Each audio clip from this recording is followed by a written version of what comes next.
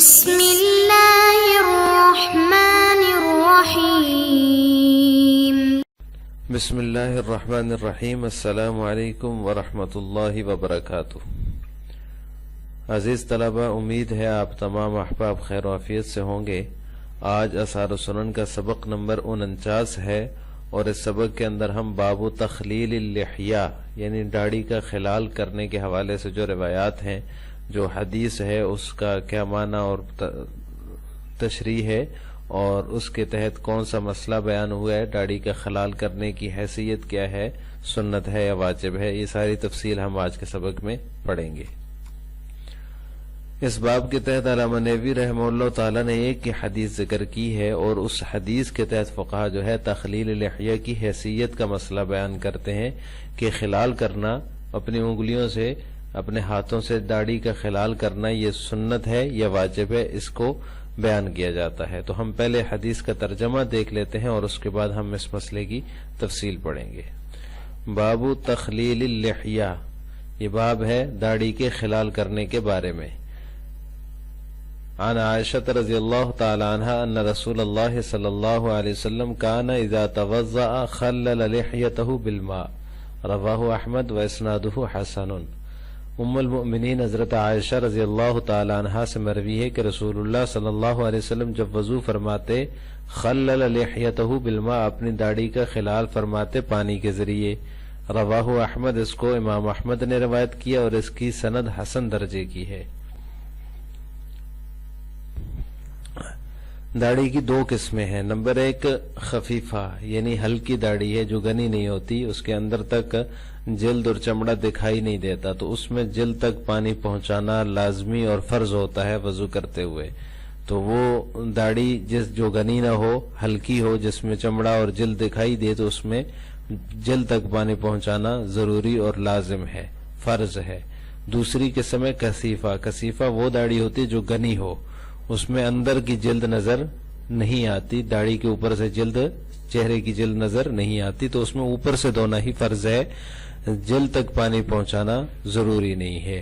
تو اس کی حدود کتنی ہے چہرے کے دھونے کی، اور داڑھی کہاں سے کہاں تک شروع ہوتی ہے، اس کی مقدار جو ہے رخساروں اور ٹھوڑی کے محاذات میں ہے، یعنی جو رخسار ہیں اور ٹھوڑی جو ہے انسان کی، اس کے برابر میں جو ہے وہ داڑھی کہلاتی ہے، اس کو دھونا فرض ہوتا ہے۔ یعنی جو نیچے لٹکی ہوئی ہوتی ہے، لمبے بال ہوتے ہیں داڑھی کے نیچے تک آئی ہوتی، تو نیچے تک لٹکی ہوئی داڑھی کو دھونا یہ ضروری نہیں ہوتا، فرض نہیں ہوتا۔ صرف رخساروں اور ٹھوڑی کے محاذات میں جو ہوگی، جو داڑھی وہاں پر موجود ہے، اسی کو دھونا فرض ہوگا۔ اگر وہ گھنی ہے تو پھر اوپر سے دھونا فرض ہے، اور اگر وہ ہلکی ہے، گھنی نہیں ہے، تو پھر جلد تک پانی پہنچانا لازمی ہے۔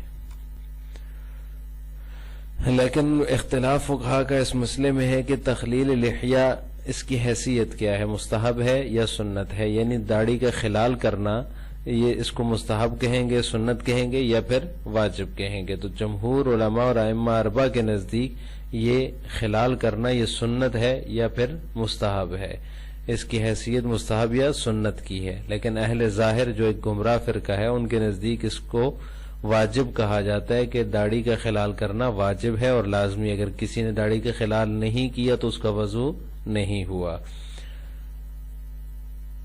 جمہور کی دلیل، ائمہ اربعہ کی دلیل وہ آیت وضو ہے جس میں وضو کے فرائض بیان ہوئے ہیں، لیکن اس میں خلال کا ذکر نہیں ہے۔ اگر خلال فرض یا واجب ہوتا تو اس آیت کے اندر دیگر فرائض کے ساتھ ساتھ اس کو بھی بیان کیا جاتا، لیکن اس کے اندر چونکہ اس کا بیان نہیں ہے، تو جمہور علماء اور ائمہ اربعہ کے نزدیک یہ خلال کرنا فرض نہیں ہے بلکہ سنت ہے، چونکہ حدیث کے اندر اس کا ذکر ہے، جیسے کہ ابھی ہم نے حدیث آپ کے سامنے پیش کی ہے، جس میں آپ صلی اللہ علیہ وسلم نے اپنی داڑھی کا خلال فرمایا، اذا توضأ خلل لحیته بالماء، جب آپ صلی اللہ علیہ وسلم وضو فرماتے تو اپنی داڑھی مبارک کا خلال فرماتے۔ تو یہ حدیث کے اندر ثابت ہے، آیت وضو میں نہیں ہے، تو لہٰذا حدیث کی وجہ سے اس کو ہم زیادہ سے زیادہ سنت کہہ سکتے ہیں، مستحب کہہ سکتے ہیں، اور اس سے بڑا درجہ سنت کا ہے تو ہم سنت اس کو کہہ دیں گے، لیکن فرض، واجب اور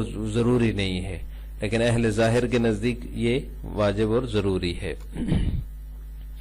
اہل ظاہر کی دلیل حضرت انس رضی اللہ تعالیٰ عنہ کی حدیث ہے، جس میں کہ آپ صلی اللہ علیہ وسلم جب وضو فرماتے فَأَدْخَلَهُ تَحْتَ حَنَكِهِ فَخَلَّلَ بِهِ لِحْيَتَهُ، تو پانی کو اپنے جو ہے صحیح طرح جو ہے داڑھی میں داخل فرماتے اور داڑھی کا خلال فرماتے، اور آخر میں فرمایا ہَكَذَا أَمَرَنِي رَبِّي، یہ ابو داؤد کی روایت ہے۔ جب اس میں اچھی طرح پانی خلال فرماتے پانی داخل کرنے کے بعد، اور پھر فرماتے کہ مجھے میرے رب نے اسی طرح حکم دیا ہے۔ تو اس حدیث سے استدلال کرتے ہوئے اہل ظاہر کہتے ہیں کہ اس میں چونکہ آپ صلی اللہ علیہ وسلم نے امر ربی کا ذکر کیا ہے، تو امر ربی میں تخلیل لحیہ بھی ہے، داڑھی کا خلال بھی ہے، تو لہٰذا یہ واجب اور ضروری ہوگا۔ اس کا جواب ائمہ اربعہ اور علماء جمہور کی طرف سے یہ دیا جاتا ہے۔ سب سے پہلی بات تو یہ کہ اس کی سند میں عامر ابن شقیق ہے جو کہ ضعیف ہے، یعنی یہ جو ابو داؤد کی روایت ہے اس میں ایک راوی ہے عامر ابن شقیق جو کہ ضعیف راوی ہے، اور ابو حاتم نے تو اس کو لیس بقوی فرمایا اس کے بارے میں، تو لہٰذا یہ اس کی سند کمزور ہے، ضعیف ہے، اس سے وجوب کیسے ثابت ہو سکتا ہے۔ نمبر 2، کثیر ناقلین وضو میں سے چند نے تخلیل لحیہ کا ذکر کیا ہے۔ اگر یہ واجب ہوتا تو سب کرتے، یعنی وضو کے ناقلین جو ہیں، جو وضو کی احادیث کو نقل کرنے والے وہ بہت زیادہ ہیں، ان میں سے چند ایک نے داڑھی کے خلال کا ذکر کیا ہے، یعنی وہ چند ایک ہی ہیں جنہوں نے اپنی روایات کے اندر داڑھی کے خلال کا ذکر کیا ہے۔ اگر یہ داڑھی کا خلال واجب اور ضروری ہوتا تو سب اس کو روایت کرتے، تو جب سب نے روایت نہیں کیا، صرف چند نے کیا ہے، تو اس سے پتہ چلا کہ یہ واجب اور ضروری چیز نہیں ہے۔ اگر واجب ہوتا، ضروری ہوتی، تو وہ سارے صحابہ جن سے وضو کی احادیث منقول ہیں، وہ بڑی کثرت میں ہیں، وہ سارے تخلیل لحیہ کو ذکر فرماتے۔ جب سب نے ذکر نہیں کیا، چند نے کیا، تو لہٰذا یہ واجب نہیں ہے بلکہ سنت ہے۔ تیسرا جواب یہ ہے کہ یہ بھی احتمال ہے اس کے اندر کہ یہ حضور اکرم صلی اللہ علیہ وسلم کی خصوصیت تھی، کہ آپ صلی اللہ علیہ وسلم نے یہ جو تخلیل لحیہ فرمایا ہے اور اس کو اپنا امر ربی فرمایا ہے، یہ آپ صلی اللہ علیہ وسلم کی خصوصیت تھی۔ اگر یہ حکم امت کو، تمام امت کو کے لیے ہوتا، عام ہوتا، تو الفاظ حدیث ہاکذا امرکم ربی ہوتا، کہ مجھے تمہارے رب نے یہ حکم دیا ہے۔ تو یہاں پر نسبت آپ صلی اللہ علیہ وسلم نے اپنی طرف کی، امرنی، مجھے میرے رب نے حکم دیا ہے۔ اور اگر یہ سب کے لیے ضروری ہوتا یہ حکم تخلیل لحیہ کا، داڑھی کے خلال کا، تو آپ صلی اللہ علیہ وسلم یہ الفاظ استعمال فرماتے، ہاکذا امرکم ربی، مجھے تمہارے رب نے یہ حکم دیا ہے، یہ مجھے تمہارے رب نے اسی طرح حکم دیا ہے۔ تو اس طرح آپ صلی اللہ علیہ وسلم نے نہیں فرمایا بلکہ امرانی ربی فرمایا ہے، نسبت اپنی طرف کی ہے امر کی، تو گویا کہ یہ آپ صلی اللہ علیہ وسلم کی خصوصیت ہے۔ آج کے سبق کا خلاصہ یہ ہے کہ ہم نے باب تخلیل اللحیہ کے تحت جو ہے جو حدیث ہے اس کا ترجمہ، تشریح اور اس سے مستنبط ہونے والا فقہی مسئلہ جو تھا کہ داڑھی کا خلال کرنا سنت ہے یا واجب ہے، علماء امت، جمہور اور ائمہ اربعہ کے ہاں یہ سنت ہے اور اہل ظاہر کے نزدیک واجب ہے۔ اس مسئلے کی تفصیل ہم نے آج کے سبق میں پڑھی ہے۔ آخر میں آپ سے 2 سوال ہیں۔ نمبر 1، داڑھی کا خلال کرنا سنت ہے؟ اس کا جواب آپ نے کمنٹ باکس میں دینا ہے۔